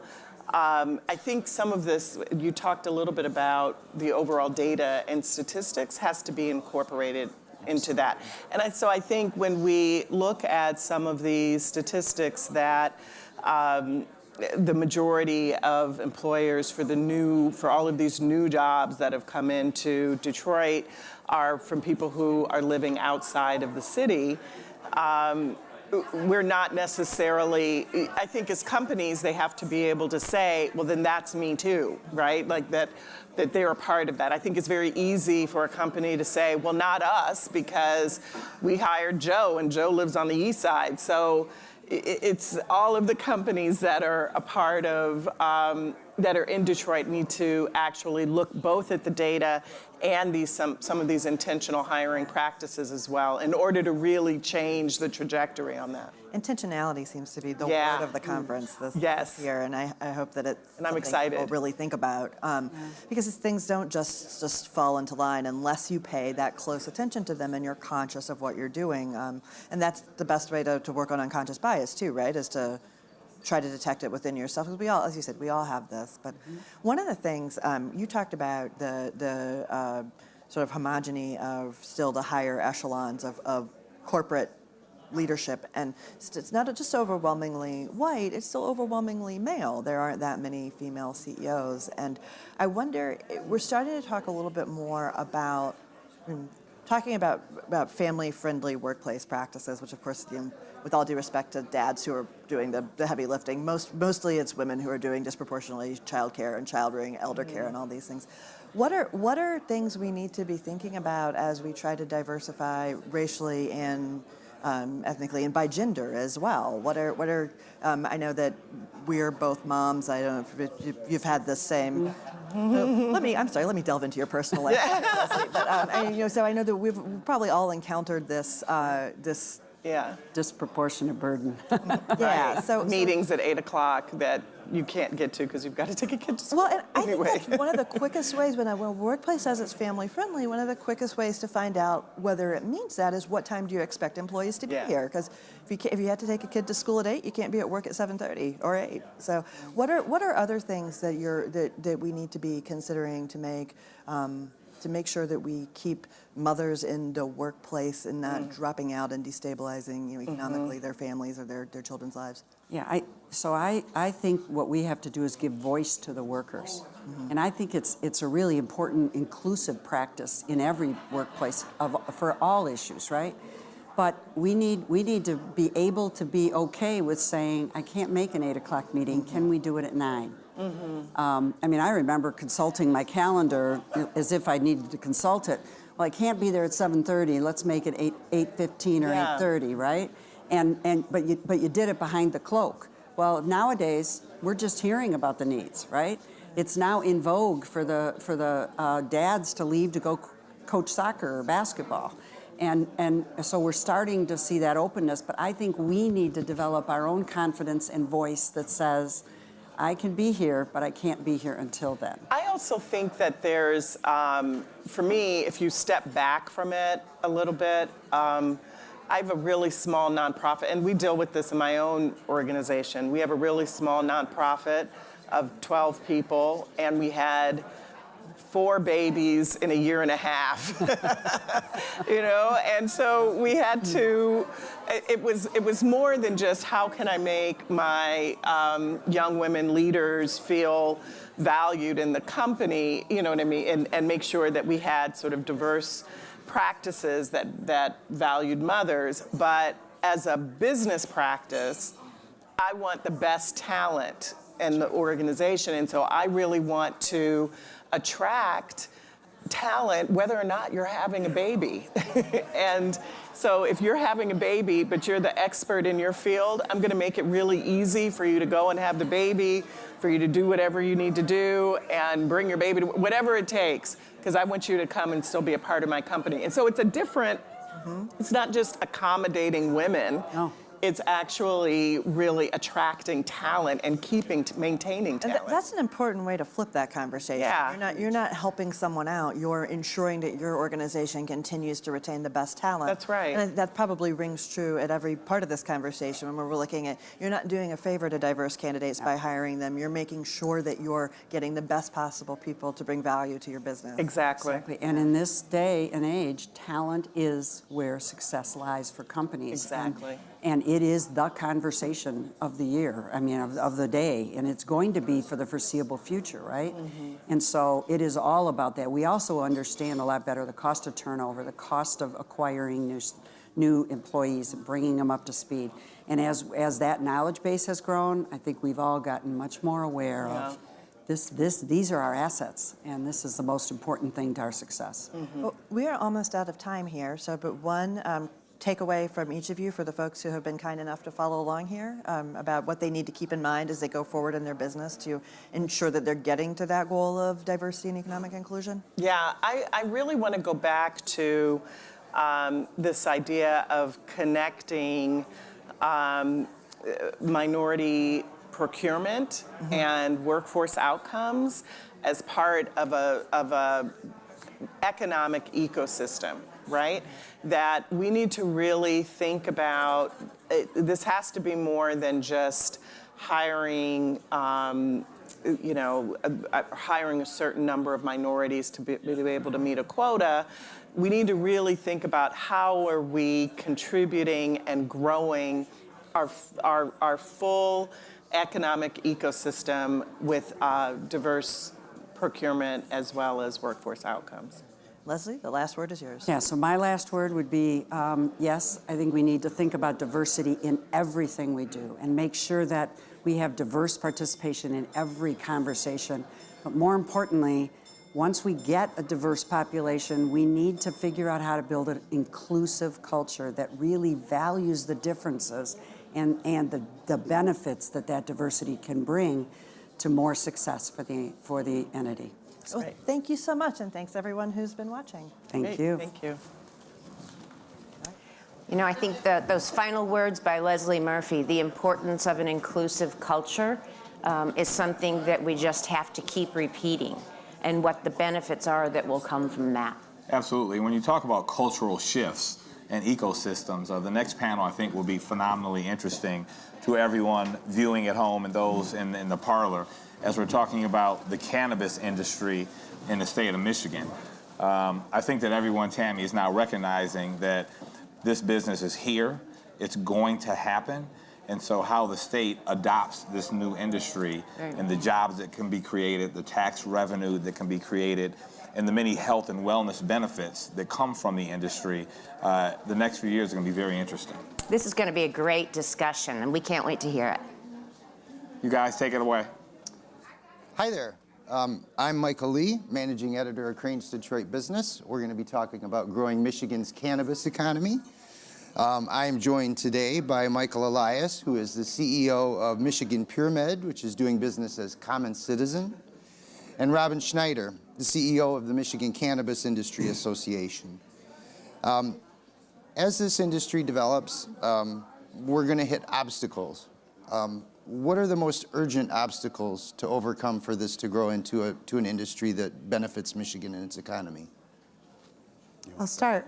Right now, I think our biggest obstacle is the lack of product supply that's available in the regulated market. And I think that Governor Whitmer took the necessary steps to speed up our program and the production with her executive order, creating the new marijuana regulatory agency and charging them with issuing state licenses.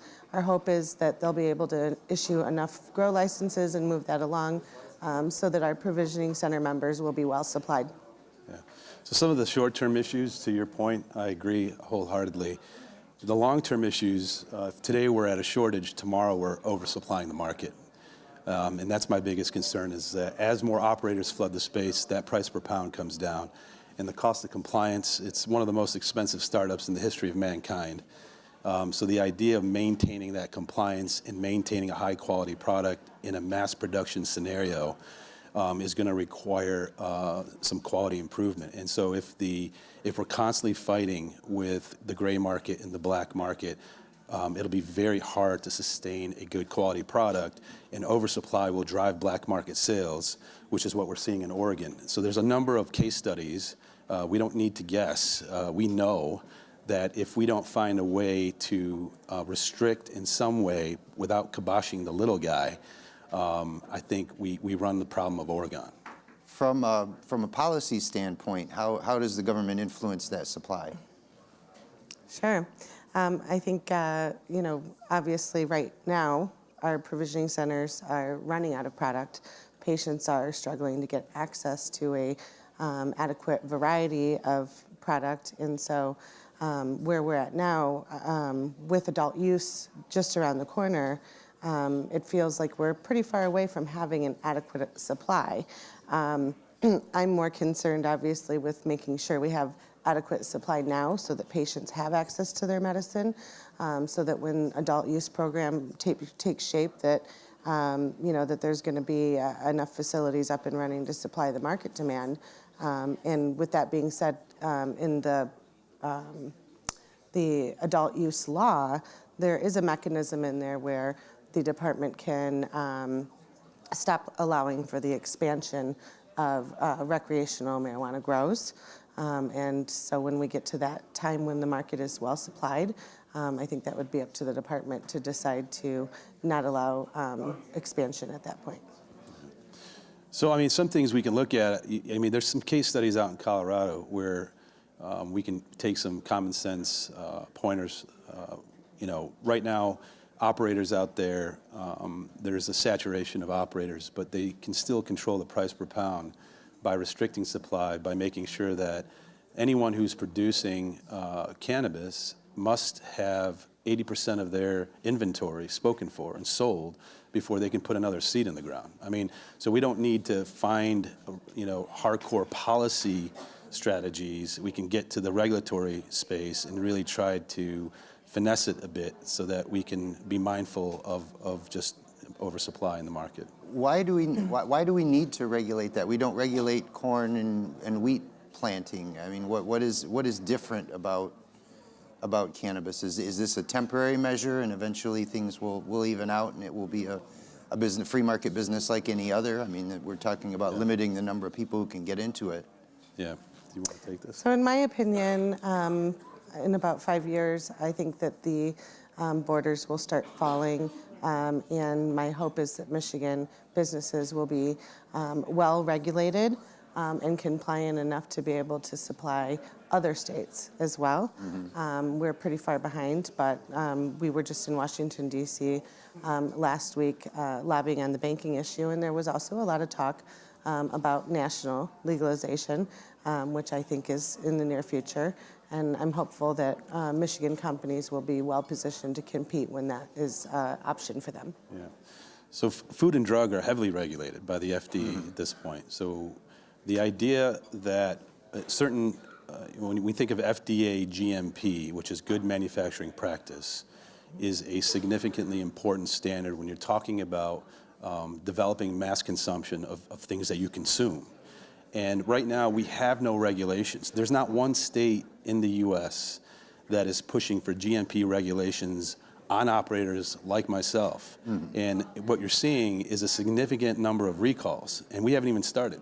The industry has barely even started, and we're seeing recalls. So my biggest concern isn't so much to restrict, obviously restricting supply is really important for the sustainability of the industry, but safety is a primary concern.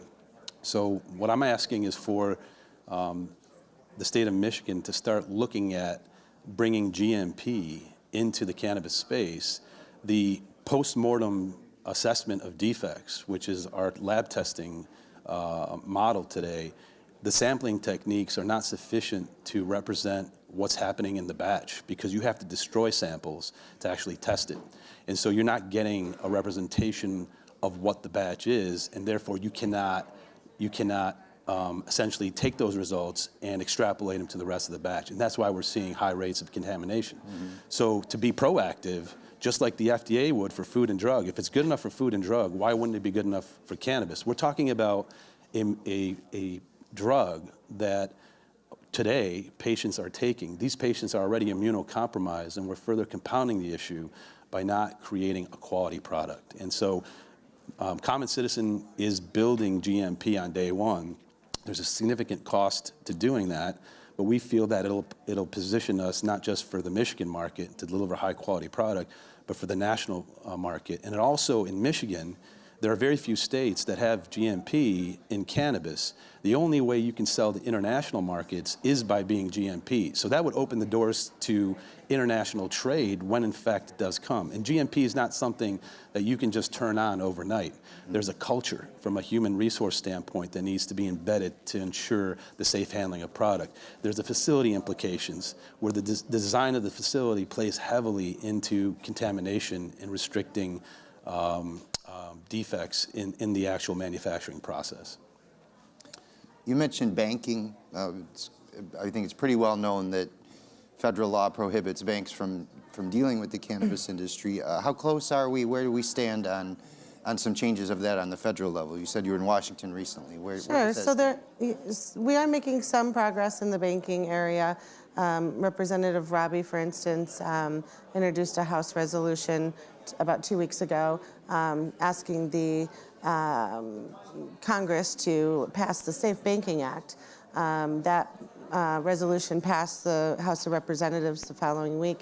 Our team went to Washington, D.C. with the National Cannabis Industry Association and our counterparts from other states and did some real hands-on lobbying, asking our Michigan congressmen and women to vote in support of the Safe Banking Act. I do think there's some great progress being made there. With that being said, there are federal guidelines for banking in the cannabis space.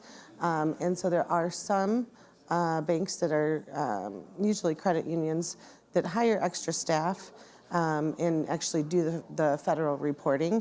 It is a very high cost to our members to do that. And, really, at the end of the day, our cannabis businesses are highly regulated, legal, compliant businesses.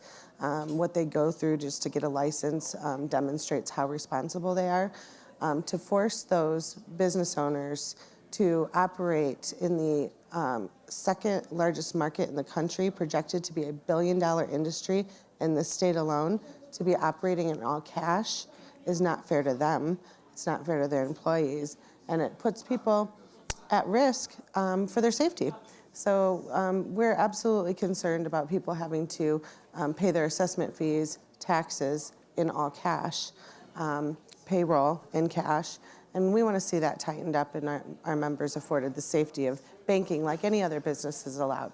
I've talked to folks who run dispensaries, provisioning centers, and that's the main thing they want people to know is, no, I don't have $1 million in cash, behind my front door. Yeah. Well, It's a big concern for them. I wonder if you could talk a little bit. We've legalized adult use, recreational marijuana, whatever you want to call it. How is that affecting and going to affect the existing medical market? Are they going to continue to operate as two separate things? How is that going to cross over? So from a clinical standpoint, I'm a healthcare guy, 22 years running in the healthcare space, and recently, before I got into cannabis, I ran a 450-bed quaternary facility. There isn't a lot of evidence-based research that differentiates a rec product from a medicinal product. And yet we're looking at developing two separate regs to do what? They're both, from a clinical standpoint, from an evidence-based standpoint, are exactly the same. And so I think it's a problem from a process standpoint to have two separate protocols and regulations for each one of these, and it just doesn't make any sense. But what we're seeing is a significant redeployment of revenue by some of the bigger operators into R&D, the bottomless pit of R&D, and we're starting to see some clinical effects tied to certain strains, but we're in our infancy in terms of really understanding that. That's right.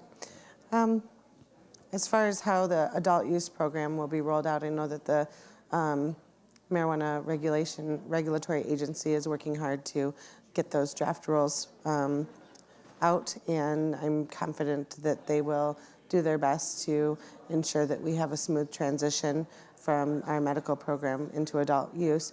One of the things that is in the language of the adult use law is that a medical facility can apply right away when the department makes the applications available. They get to apply right away for their adult use license. For those that haven't already applied and received a medical license, they have to wait another year. And the reason that we did that is because we didn't want the medical operators to lose their investment that they had put in. So we wanted to give them time to secure their adult use licenses so that there would be a smooth transition for their businesses as well. With that being said, I think as we've seen in other states, with tax issues, sometimes there's two separate registers. The 3% excise tax for medical goes away, which we, when we were working on the medical law, did that on purpose because we did not want medicine to have to be taxed. And then the adult use is the 10% excise tax plus our 6% sales tax. And so the taxes will be a little bit higher for adult use. So there's software programs that can handle that or separate registers. As far as the regulations on seed to sale, I think that they'll be very similar to the medical program. There's no need to really reinvent the wheel. So I'm expecting that when those regulations come out, that they'll be very similar to what we already have in place. What are the, over the next 5 years, what are the major mileposts that people should be looking for as this market develops? What are we going to see? We should see an acceleration of the normalization of cannabis. And what we're seeing with new revenue streams and new products like cosmeceuticals, nutraceuticals, pet wellness. I mean, we're talking about... What does it do for your pet? There's a lot. It does the same thing it does for humans. When you talk about CBD or CBGN or THCV, compounds that people aren't even talking about, there's THC and CBDs. Everyone, that's all everyone talks about. There's a lot of anti-inflammatory evidence of other compounds. So for your dog's arthritis. Absolutely. Okay, yeah, you got medicinal. I'll give an example. I've been doing some running on the island. It's a beautiful place to run. I brought a topical salve to use on my ankles when I'm done running because they swell. Completely legal. Doesn't cause any kind of impairment, but certainly has a medicinal benefit to help me with when I'm, working on my health. And another, looking ahead, you start to see more acceptance of the products, but you also start to see more sophisticated operators improving their operations in the way that we haven't seen in decades. And because of the competition, the regulatory environment, you're going to start to see a higher quality product. Yes. This is a manufacturing business, and all the industrial engineering principles apply. And so you'll start to see it look like any other CPG when it comes to branding and marketing, and the idea of bringing horticulture and botanists, and we have pharmacologists, toxicologists on staff. I have biochemists on staff. We got over 400 resources in the next 2 years, and they're highly sophisticated individuals. Jobs, just in Michigan alone, this is a sleeping giant. She talked about, the second biggest market on the medicinal side. It is humongous when you think of the tourists. We have 120 million people that show up to this state every year. That's more than Florida.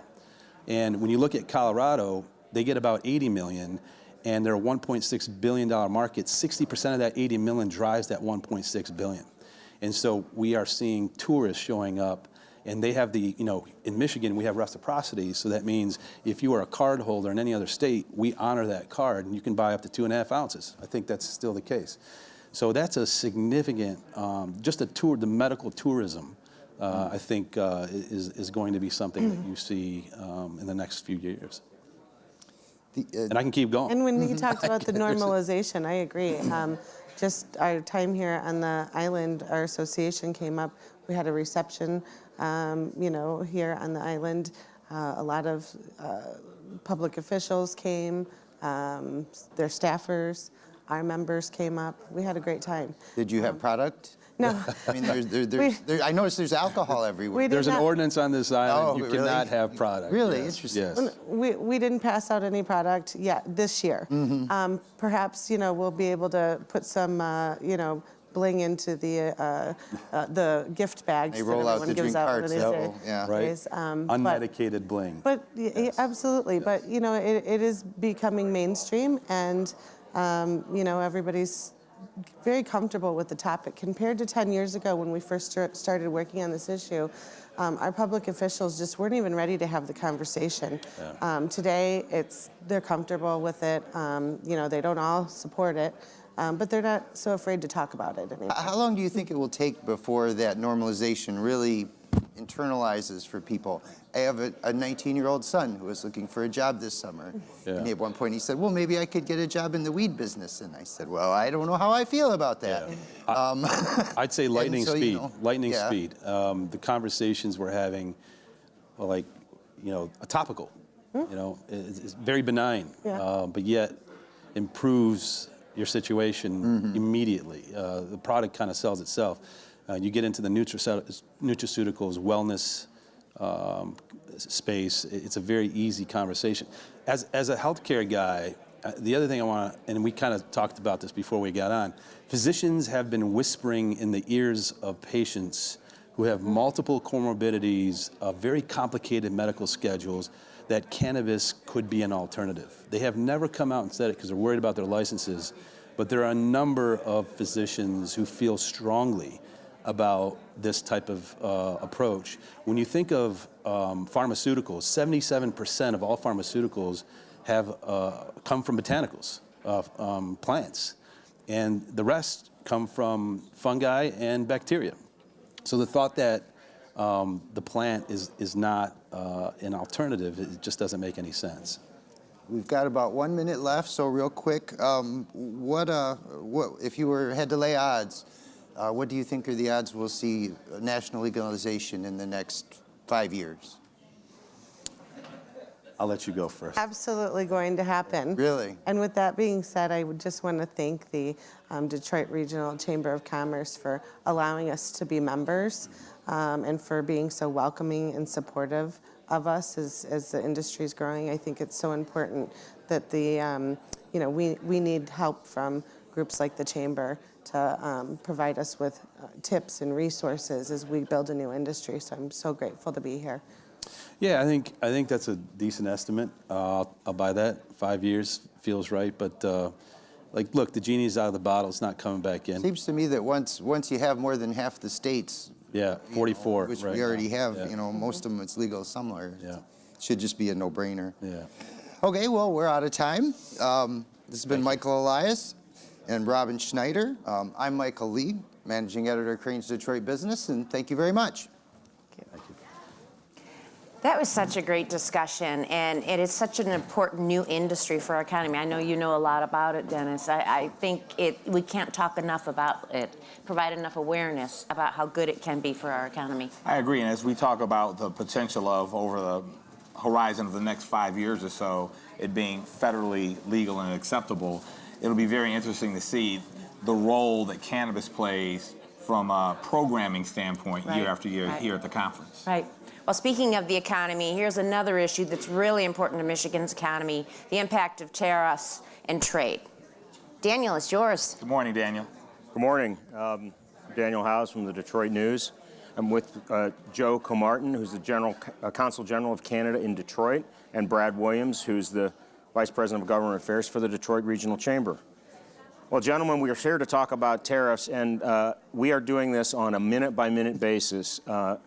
As some people may know, the president threatened to put 5% tariffs on Mexico, on all goods coming in from Mexico, starting in June sometime. And June is like tomorrow. And the markets are down 300 on the Dow. General Motors is down 4%, Ford's down 3%, FCA's down 4%. And a lot of people are wondering where we go next. What are you hearing through your channels, Joe? I'm sure you are getting some reports from your folks as to what this may or may not mean. Yeah, I don't want to be facetious about this, but I really wanted to spend last night watching the basketball game. But instead, I was reading all these briefing notes on what the president has done, because it's 5%. The proposal is to slap this 5% tariff on, I think it's June the 10th, but then it's an escalating one over the next several months, all the way up to potentially 50% on all of the products coming in, all the cargoes, all the shipments coming in from Mexico into the United States. It's got the potential to completely paralyze the trade between Mexico and the United States. The requirement on the business community side of having to show whether these products, in fact, are subject to this tariff, and the onus is on them to do that, is basically going to paralyze the transport of goods between the two countries. And they're pumping in about, I think, $1 billion a day from Mexico into the United States in terms of goods, right? That's right. That's a good figure, yeah. It's accurate. How do you think the government in Ottawa and in Mexico City will react to this? I don't have a sense. I haven't had any direction from our government as to what they're going to do. We're not impacted on it directly as a government, but I have to think that Mexico, at this point, at the very least, will suspend any move to ratify the USMCA. They were holding off doing that until the other tariffs were lifted, which happened 10 days ago.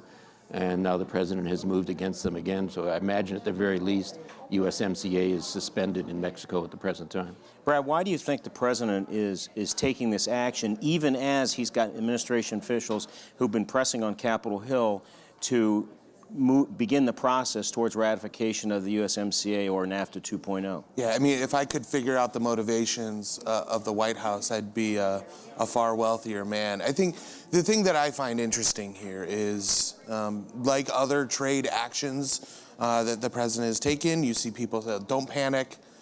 The market will go down for a couple days and then it will resume its somewhat steady climb.